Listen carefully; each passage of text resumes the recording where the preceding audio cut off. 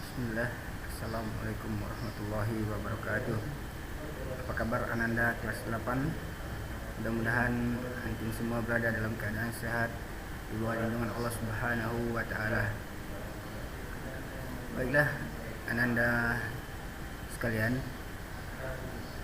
kembali kita bertemu dalam pelajaran bahasa Indonesia bersama Ustaz Hendra Noviko, yang mana pada kesempatan kali ini kita akan membahas tentang teks iklan, slogan, dan poster.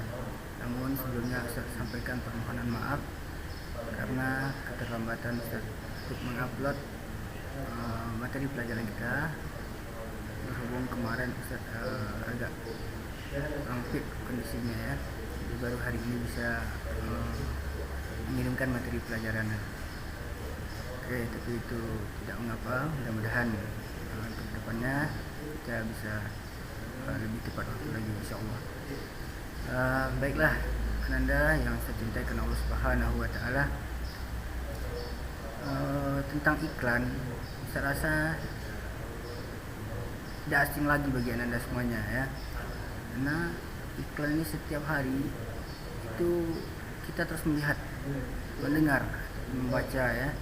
Nah, baik itu melalui media televisi ataupun melalui reklame atau slogan-slogan. Nah, namun mungkin kita belum menyadari bahwa itu adalah semua iklan. Nah, baik, kita akan pelajari tentang iklan, slogan, dan poster itu hari ini.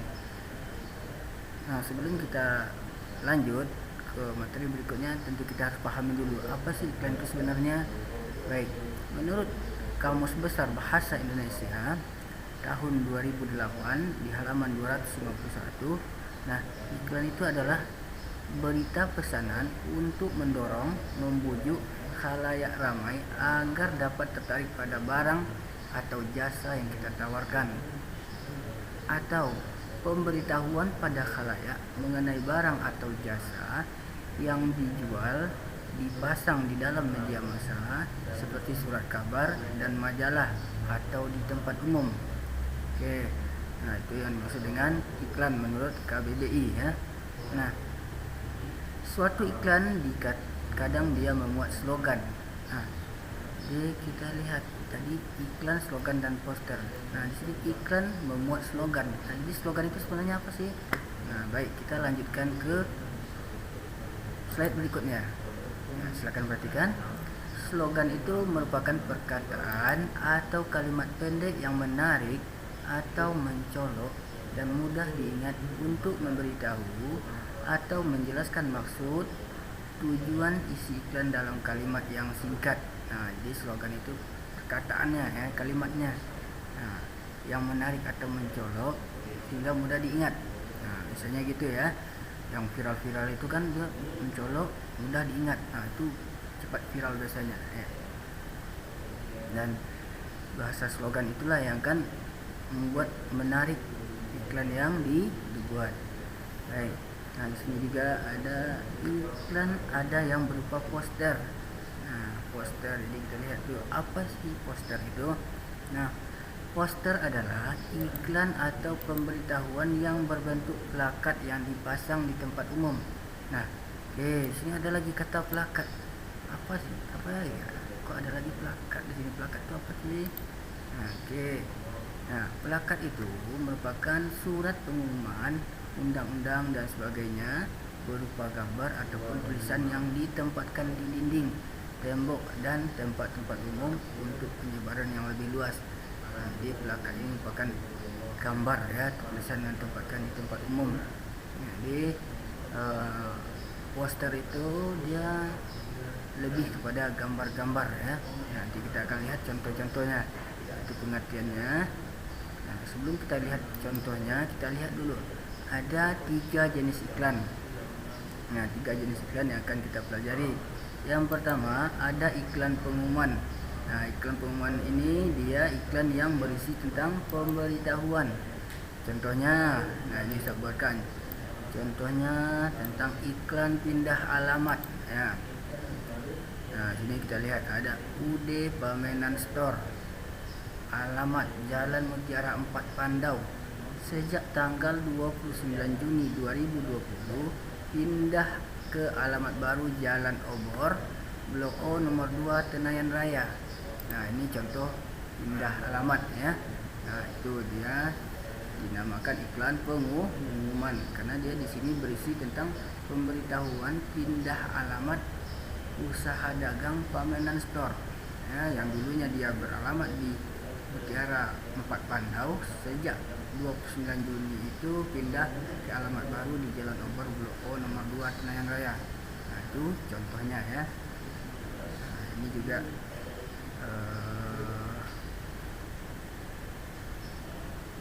sebagai pemberitahuan ya, pengumuman kepada pelanggan-pelanggan Pamenan Store itu ya, agar mereka tidak mencari-cari pelanggan saya mana yang pindahnya. Nah, jadi kalau sudah kita berikan pengumuman seperti ini, nah mereka akan mencarinya langsung ke jalan ya, atau ke alamat yang baru. Oke, itu jenis iklan yang pertama. Kita lanjutkan ke iklan yang kedua. Jenis iklan yang kedua itu adalah iklan penawaran atau permintaan. Nah, iklan ini bertujuan untuk menjual barang atau jasa. Oke, di sini Ustaz ada satu buah contoh ini iklan penawaran ya. Nah, ini penawaran barang ya, bukan penawaran jasa. Dijual sebidang tanah di tengah kota ukuran 35 kali 50 meter, sertifikat hak milik, harga nego di tempat. Hubungi Hendra 0813 7179 1050 ya. Ini contoh iklan penawaran. Nah, dia yang ditawarkan di sini adalah sebidang tanah di tengah kota ya. Nah, ukurannya 35 kali 50 meter. Nah, sertifikat hak milik, harga nego. Nah, ini ada nomor handphone yang dihubungi ya. Nah, namanya Hendra ya. Nah, itu nomor handphone sesuai dengan pemiliknya ya, tapi tanahnya tidak ada. Oke, baik, kita lanjutkan ke contoh yang berikutnya. Maaf, bukan contoh ya. Jenis iklan yang berikutnya yaitu iklan yang bersifat reklame.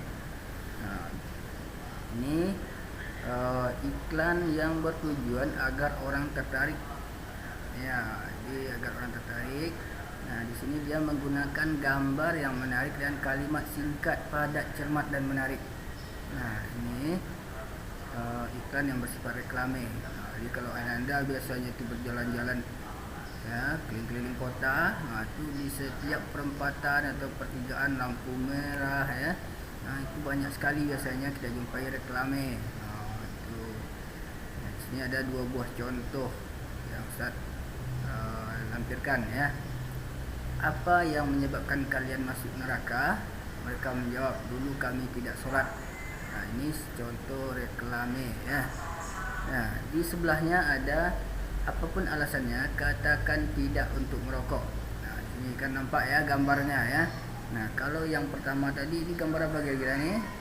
Ya, gambar api neraka ya nak ya. Nah, jadi di sini ada himbauan agar kita rajin-rajin untuk sholat. Jangan sampai meninggalkan sholat karena nanti kita bisa masuk neraka. Nah, itu apinya sungguh mengerikan ya. Insyaallah kita tidak akan sanggup kita untuk menahankannya. Nah, orang yang masuk neraka itu saja yang azabnya paling ringan itu, bara api neraka itu saja letakkan di telapak kakinya, ubun-ubunnya itu mendidih ya. Nah, tidak sanggup kita untuk membayangkan. Jadi kalau dibandingkan dengan api yang ada di dunia ini belum seberapa ya. Makanya Anda jangan sampai meninggalkan sholat ya. Apalagi sholatnya itu ditinggalkan karena ya berlai-lai. Misalnya ada yang asik bermain dengan HP setelah mengerjakan tugas, bermain dengan HP-nya, akhirnya lupa sholat ya. Jangan sampai itu terjadi ya. Oke, baik.